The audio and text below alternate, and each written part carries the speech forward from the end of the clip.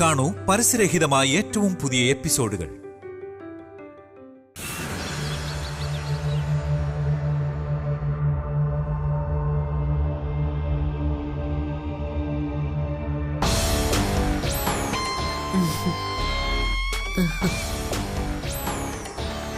എന്താ മരുമോളെ, പതിവില്ലാത്തൊരു സന്തോഷാണല്ലോ മുഖത്ത്. എന്നെ കൊണ്ട് അത്രയ്ക്ക് വലിയ ശല്യായിരുന്നോ? അതൊക്കെ കഴിഞ്ഞ കാര്യങ്ങളല്ലേ ജ്യോതി. ഇനി പഴയ വിരോധമോ എതിർപ്പോ ഒന്നും നിന്നോട് കാണിക്കേണ്ട ആവശ്യമില്ലല്ലോ.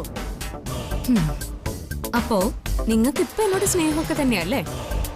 സംശയം എന്താ? തിരിച്ചു പോകാൻ തീരുമാനിച്ച നിന്നോട് ഞങ്ങള് നന്ദി പ്രകടിപ്പിക്കണ്ടേ? അത് നിനക്കൊന്ന് മനസ്സിലാക്കി തരാൻ വേണ്ടി തന്നെയാ ഞാൻ ഇപ്പൊ ഇങ്ങോട്ട് വന്നത്. മനസ്സിലായില്ല. ഇവിടുന്ന് പോയാലും നിനക്ക് മാന്യമായിട്ടും അന്തസ്സായിട്ടും ജീവിക്കണ്ടേ? അമരാവതിയിൽ നിന്ന് നിന്നെ വെറും കൈയോടെ ഇറക്കി വിട്ടു എന്ന് നാളെ ആരും പറയരുത്. ഓ, അത് ശരി. അപ്പോ എനിക്ക് തരാനുള്ള കോമ്പൻസേഷന്റെ കാര്യമാണ് നീ പറഞ്ഞു വരുന്നത് അല്ലേ? അതെ. നീയും എന്നെപ്പോലെ ഒരു പെണ്ണ. അമരാവതിയിൽ നിന്ന് പോയാലും നിന്റെ ജീവിതത്തിന് സുരക്ഷിതത്വം വേണ്ടേ? ആ, അത് വേണം, അത് വേണം. ശക്തമായ സാമ്പത്തിക സുരക്ഷിതത്വമാണ് ഒരു പെണ്ണിന്റെ ബലം. ആ ബലം നിനക്ക് വാങ്ങിത്തരേണ്ടത് എന്റെയും കൂടി ചുമതലയാണ്. ആ, അത് കറക്റ്റ്. ഈ പണം ഇല്ലാത്തവൻ പിണം എന്ന് പറയുന്നതേ ശരി തന്നെയാമായേ. ജീവിക്കാനേ പണം കൂടിയേ തീരൂ. പണം തന്നെയാണ് ജീവിതവും. നീ പറയാ, നിനക്ക് നഷ്ടപരിഹാരമായി എത്ര പണം വേണം? നീ ചോദിക്കുന്ന തുക DKയോട് പറഞ്ഞ് ഞാൻ വാങ്ങിത്തരാം.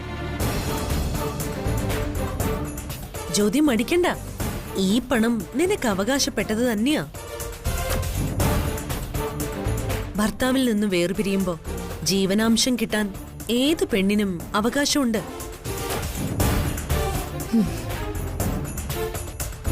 DKയുടെ ഭാര്യയായിട്ട് ഇത്രയും കാലം നീ ഈ അമരാവതിയിൽ ജീവിച്ചു. DK നിന്നെ അംഗീകരിച്ചില്ല എന്നതൊഴിച്ചാൽ ഒരു കുറ്റവും നിന്നെക്കുറിച്ച് ഞങ്ങൾക്കാർക്കും പറയാനില്ല. അതുകൊണ്ട് നിനക്കൊരു നല്ല കോമ്പൻസേഷൻ പാക്കേജ് തന്നെ DK തരും. കോമ്പൻസേഷൻ പാക്കേജ്, അത് കൊള്ളാലോ. നല്ലൊരു വാക്കാ. ഈ കുട്ടനാടൻ പാക്കേജ്, ദുരിതാശ്വാസ പാക്കേജ് എന്നൊക്കെ പറയും പോലെ അല്ലേ? സത്യത്തിൽ അത് തന്നെയാ ശരി. DK നിനക്ക് തരുന്ന ജീവനാംശത്തിന്റെ പാക്കേജ്. നീ എന്ത് ചോദിച്ചാലും DK അത് തരും. അല്ലെങ്കിൽ ഞങ്ങള് വാങ്ങിച്ചു തരും. പറയൂ, നിനക്ക് എന്ത് വേണം?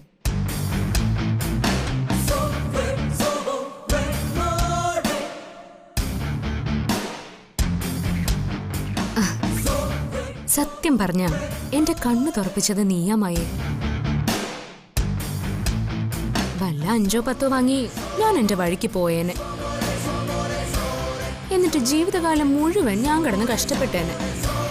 അതിൽ നിന്ന് നീ എന്നെ രക്ഷിച്ചു. നിന്നെ ഓർത്ത് ഇപ്പൊ എനിക്ക് അഭിമാനമുണ്ട്. യഥാർത്ഥത്തിൽ ഈ വീട് ഭരിക്കേണ്ടവള് നീയാ. എന്നെ കുറിച്ച് ഇത്രയേറെ ചിന്തിച്ച നിന്നോട് എനിക്ക് ഒരുപാട് നന്ദിയുണ്ട്. നീ പറഞ്ഞ കോമ്പൻസേഷൻ പാക്കേജ് അതെനിക്ക് വേണം. ഇത്രയും ധനികനായ ഭർത്താവിനെ ഉപേക്ഷിക്കുമ്പോഴേ ന്യായമായ പ്രതിഫലം കിട്ടിയല്ലേ പറ്റൂ. അയ്യോ, തെറ്റി. പ്രതിഫലമല്ല, നഷ്ടപരിഹാരം. നീ ചോദിക്കുന്നതിനേക്കാൾ വലിയ നഷ്ടപരിഹാരം നിനക്ക് ഞങ്ങൾ വാങ്ങിത്തരും. ചോദിക്ക് ജ്യോതി, നിനക്ക് എന്താ വേണ്ടത്?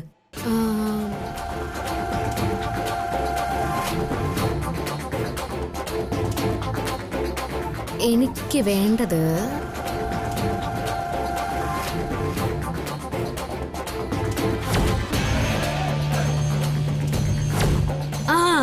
കിട്ടി കിട്ടി.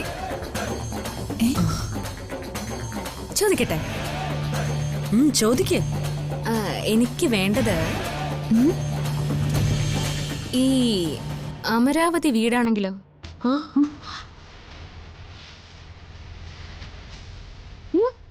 ഞെട്ടിയോ?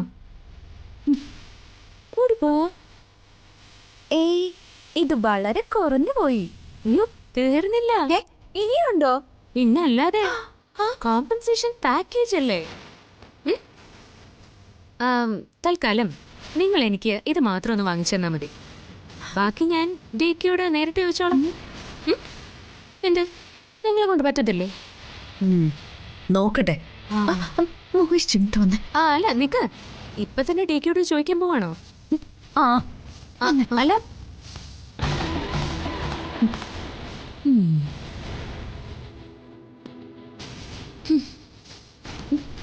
മായച്ചി അവള് പറഞ്ഞു കേട്ടില്ലേ? ഇനി അവള് ചോദിച്ചാ DK അമരവധി എഴുതി കൊടുക്കൂ.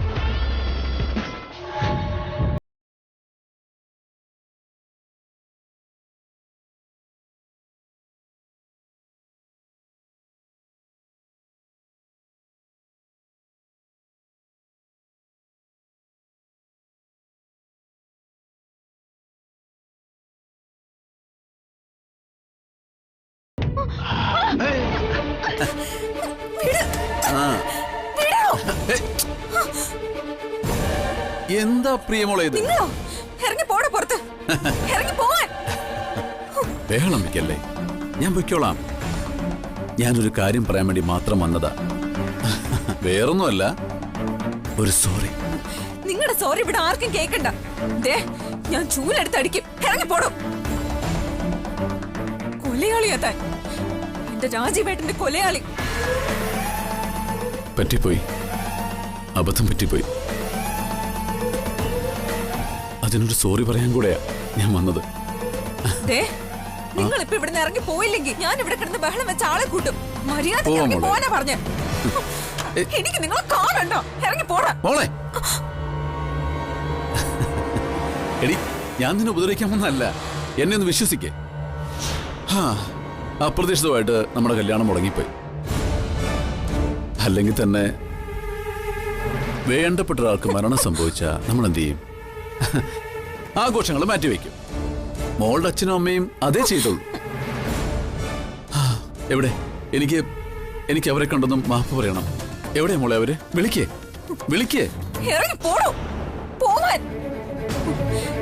രാജീവേട്ടനെ കൊന്നിട്ട് സോറി പറയാൻ വന്നേക്കുന്നോ? ഇറങ്ങി പോടോ ദുഷ്ട.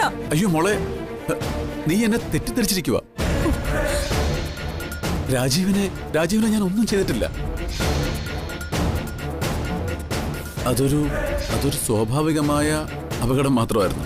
അല്ല, കൊന്നതാ. നീ കൊന്നതാ പാവത്തിന്. അയ്യോ മോളെ, അത് DK SK കൂടെ എന്നെ കുടുക്കിയതാ. എന്നിട്ടും കോടതിക്ക് പോലും എന്റെ നിരപരാധിത്വം മനസ്സിലായി. അതുകൊണ്ടല്ലേ കോടതി എനിക്ക് ജാമ്യം തന്നത്. മോളെ, ആ DK SK കൂടെ കൂടി എന്നെ തല്ലി ഇഞ്ചപ്പരുവാക്കി. ചെയ്യാത്ത തെറ്റിന് ഞാൻ ഒരുപാട് ഇടി കൊണ്ടു. എല്ലാം നിനക്ക് വേണ്ടിയാ. മോളെ, നമ്മൾ ഗോൾ പോസ്റ്റിലേക്ക് ഒരു പന്തടിച്ചോണ്ട് വരുമ്പോ നമ്മളെ തള്ളിയിട്ട് മറ്റൊരാളെ പന്തടിച്ചോണ്ട് പോകുന്നത് ശരിയാണോ? അല്ല. ഇടയ്ക്ക് കയറി ഗോളടിക്കാൻ വരുന്നത് മോശമല്ലേ? എന്നിട്ടും ഞാൻ ക്ഷമിച്ചു കേട്ടോ. പക്ഷേ ദൈവത്തിന് അത് ഇഷ്ടപ്പെട്ടില്ല. അതുകൊണ്ടാ ദൈവം അവനെയും കൊണ്ടുപോയി. അതിന് ഞാനാണോ ഉത്തരവാദി? ശിക്ഷിക്കുന്നതും സംരക്ഷിക്കുന്നതൊക്കെ ഈശ്വരനല്ലേ?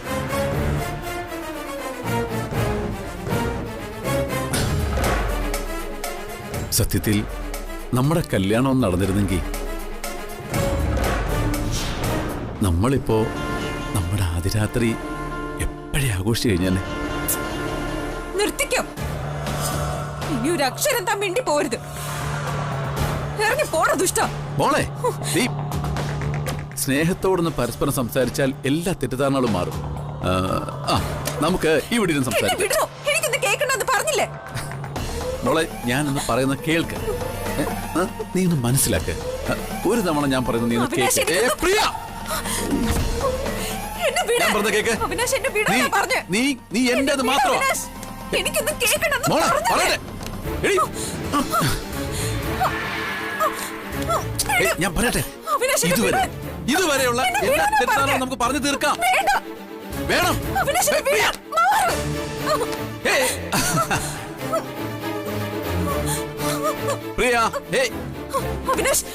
പറയട്ടെ പറയുന്നത്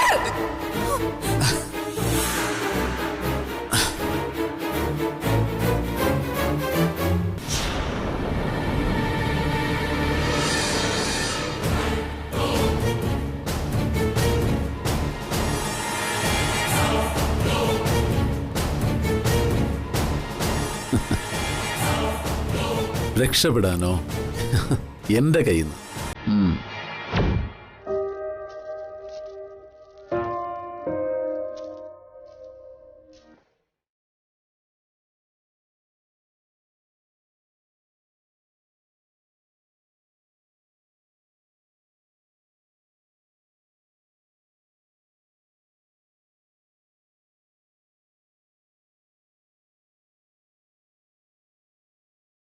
എന്താ ചേട്ടാ ഒരു പരവേശം? വല്ലതും കളഞ്ഞു പോയോ?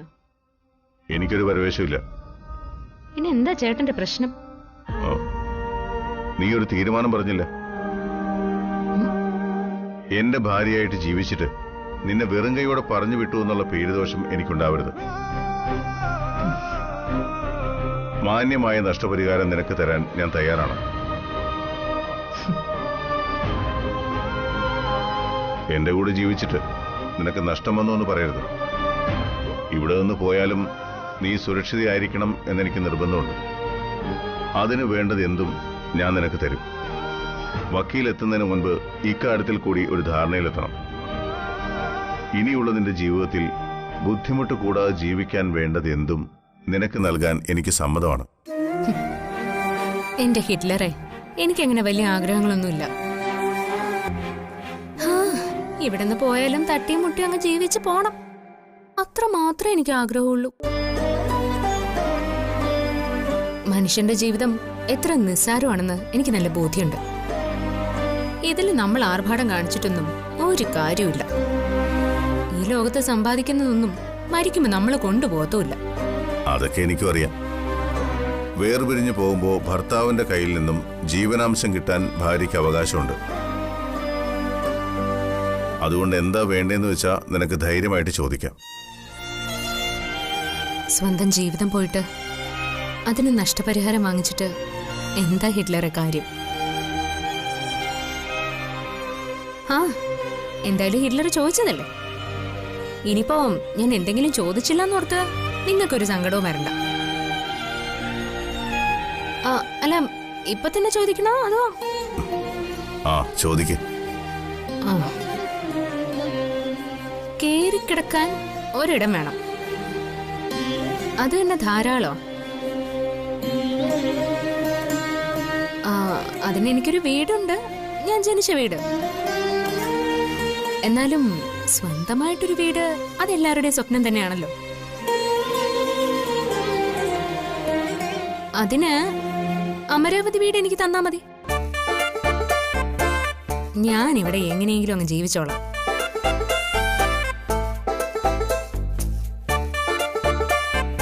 പിന്നെ ജീവിച്ചു പോവാൻ ചെലവിന് ഒരു 5 കോടി രൂപ. അത് നിങ്ങൾക്കൊരു ചെറിയ തുകയാണെന്ന് എനിക്കറിയാം, എന്നാലും പോട്ടെ, അത് മതി.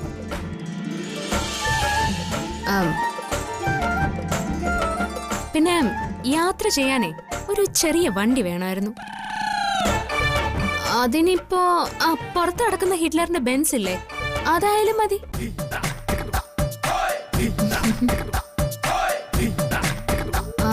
പിന്നെ എനിക്ക് വെറുതെ ഇരുന്നൊന്ന് ശീലമില്ലാത്തോണ്ടേ എന്തെങ്കിലും ഒരു ജോലി ചെയ്യണം. അതിന് ആ DK റെസ്റ്റോറന്റ് ഇല്ലേ, അതിങ്ങനെ എനിക്ക് തന്നാലും മതി. അതിൽ കൂടുതൽ എനിക്ക് വേറൊന്നും തരണ്ട എന്റെ ഹിറ്റ്ലറെ. ഇത്രേ ഉള്ളൂ? കാസർഗോഡ് മുതൽ പാറശാല വരെയുള്ള നാഷണൽ ഹൈവേയും കൂടി ചോദിക്കായിരുന്നു. രാവിലെ ചുമ്മാ ഒന്ന് നടക്കാനിറങ്ങാൻ അത്രയെങ്കിലും സ്ഥലം വേണ്ടേ? അയ്യോ, അപ്പൊ അതിന്റെ മുതലാളി ചേട്ടനായിരുന്നു? അറിഞ്ഞില്ലായിരുന്നു ചേട്ടാ, ആരും പറഞ്ഞൂല്ല. ഇപ്പൊ അറിഞ്ഞില്ലേ? നാളെ രാവിലെ തന്നെ അതിന്റെ പ്രമാണം നിന്റെ പേരിലാക്കി തരാം.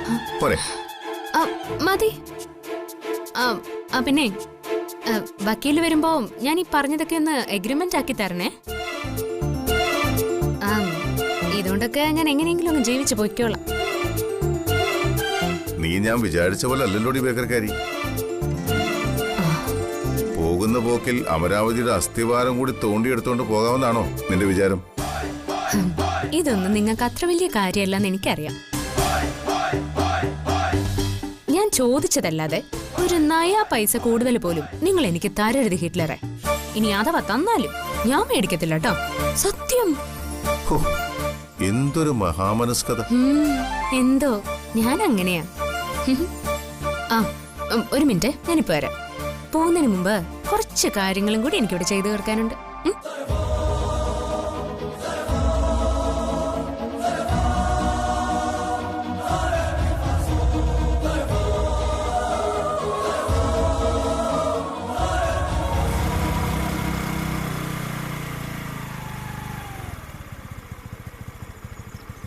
ഇതെന്താ മുൻവാതിൽ തുറന്നിട്ടിരിക്കുന്നത്?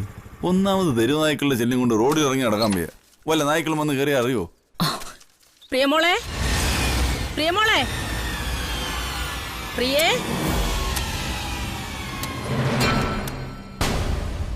ഈ പെണ്ണിത് എവിടെ പോയി? വിളിച്ചിട്ട് കേൾക്കുന്നില്ലല്ലോ. പ്രിയേ, പ്രിയേ, ഏയ് കുറച്ച് വെള്ളം എടുത്തേ. ഇപ്പൊ കൊണ്ടുവരാ സുധേട്ടാ.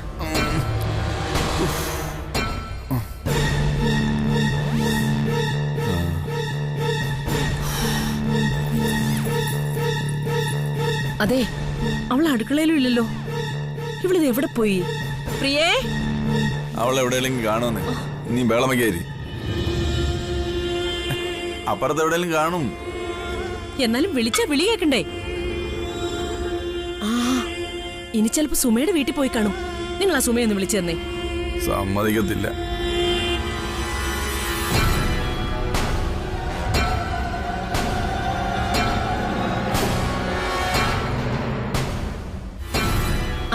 സുമേ, എടി പ്രിയമോൾ അങ്ങോട്ടെങ്ങാനും വന്നിരുന്നോ?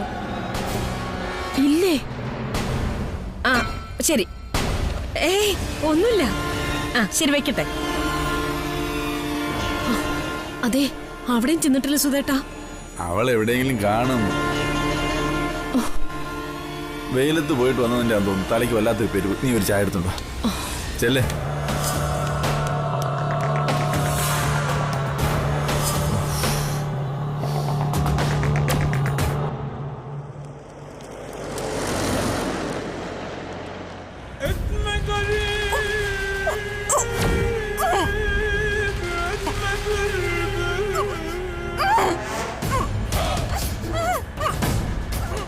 വന്നു ഞാൻ നിന്നിലെ പ്രേമമില്ല ചുംബന. പ്രിയ,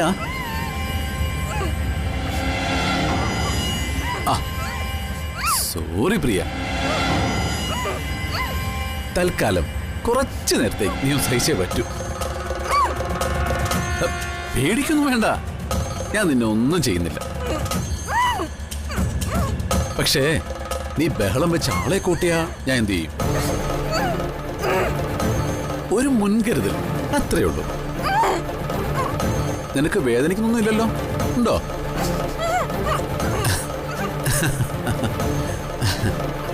പിന്നെ നമ്മൾ എങ്ങോട്ടാ പോകുന്നെന്ന് അറിയോ നിനക്ക്? ഇല്ല? ഇന്ന് നമ്മുടെ ജീവിതത്തിലെ ഏറ്റവും വലിയ ദിവസമാണ്. നമ്മൾ ആഗ്രഹിച്ചതൊക്കെ ഇല്ലേ, അതെല്ലാം ഇനി നടക്കാൻ പോവാ. ഇന്നത്തെ ഒറ്റ ദിവസം കൊണ്ട് എല്ലാം ശരിയാവും. ഇനി നമ്മുടെ ലൈഫിന് ഒരു പ്രോബ്ലംസ് ഉണ്ടാവത്തില്ല. ഒരുപാട് അത്ഭുതങ്ങൾ നിന്നെ കാത്തിരിപ്പുണ്ട്. നീ ഇതുവരെ കാണാത്തൊരു ലൈഫാണ് ഏട്ടൻ നിനക്ക് തരാൻ പോകുന്നത്.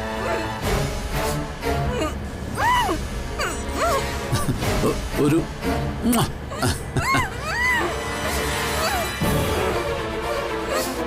ചാഞ്ചക്കം തെന്നിയും താളത്തിൽ ചെന്നിയും ആകാശത്താളവട്ട പീലികെട്ടും ചില്ലുമേഘമേ. ഓഹോ